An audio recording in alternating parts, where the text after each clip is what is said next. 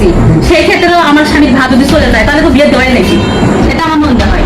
মন্দা বলতে বুঝি না। মানে ননদের স্বামী জি জি। একই পরিবারে থাকলে তো ভাবি হই, আমার কথা করতে পারো, ওটা আমার ননদের সমস্যা ছিল।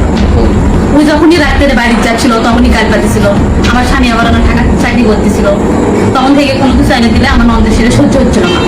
ভাবিছিল যে আমার সাথে কোনো সম্পর্ক আছে, এক কথা দুই কথা করতে করতে ওর সাথে আমার একটা সম্পর্ক হয়ে গেছে।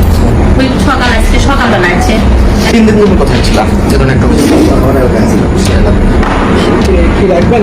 আমি বললাম তো আমার যেহেতু স্বামী আছে, ওর বউ আছে, যদি আমার আমার ব্যাগ থেকে তো পাওয়া গেছে, পাওয়া যায়নি, তাহলে অপরাধী কিন্তু আমি, 1 ঘন্টার জন্য হলো অপরাধী আমি, যেহেতু আমার ব্যাগ থেকে পাওয়া গেছে। সেই ক্ষেত্রে যদি আমার পরিবারে যদি না মানে নেয় যে আমার মেয়েরা ভুল করছে বা আমার বেটার বউ ভুল করছে, যেমন ননদ যদি না মানে নেয়, সেই ক্ষেত্রে অফিস যেটা সিদ্ধান্ত হয় সেটা করবে। বিয়ে দিবে না কেন?